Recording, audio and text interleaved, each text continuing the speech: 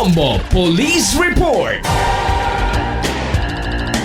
Isang driver ng motorsiklo patay sa araw mismo ng kanyang kaarawan matapos na maipit at pumailalim pa sa 10-wheeler truck sa bayan ng Paway sa may Ilocos Norte. Kaugnay niyan may kabuang pag-uulat ang Bombo Radyo Lawag.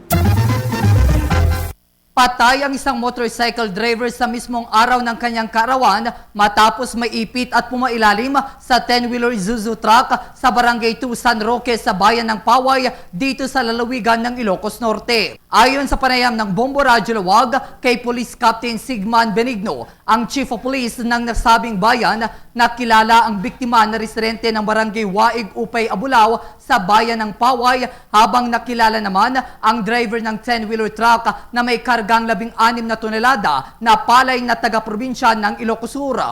Ayon sa isinagawang investigasyon, habang binabagtas ang 10-wheeler truck patungong timog at dito biglang bumangga ang nakamotorsiklo na papuntang hilagang direksyon. Dahil sa lakas ng impact ng aksidente, anya naipit at pumailalim sa kanan ng bumper sa 10-wheeler truck ang nakamotorsiklo na nagresulta ng malalang sugat sa kanyang iba't ibang parte ng katawan. Paliwanag niya na agad na naitakbo sa pinakamalapit na ospital ang biktima, ngunit binawian ng buhay habang nilalapatan ng lunas ito. Kaugnay nito, ipinaalam pa ni Police Captain Benigno na itinuturing na accident-prone area ang lugar na kung saan nangyari ang insidente. Dagdag pa nito na posible nalasing ang biktima pero hinihintay pa nila ang resulta mismo ng liquor test nito. Samantala, pabor ang pamilya ng biktima na makipag-areglo kung sasagutin ng driver ng truck ang lahat ng kanilang mga gastusin sa pagpapalibing ng kanilang kaanak. Sa ngayon, nananatili sa kulungan ang driver ng truck na inaasahang masasampahan ito ng kaso na reckless imprudence resulting to homicide dahil sa malagim na pangyayari. Base sa investigation namin at meron din kaming nakuhang CCTV footage, kitang-kita na mabilis siya going north direction at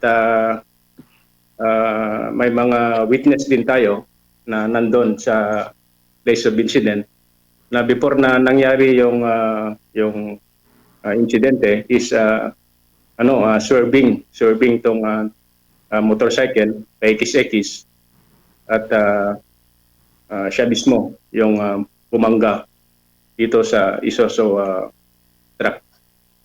Yan ang ulat mula rito sa Bombo Radyo Lawag para sa Bombo Network News. Ito si Bombo Romney Kimuyuga para sa #1 and most trusted radio network in the country, Bombo Radyo Philippines, Basta Radyo, Bombo!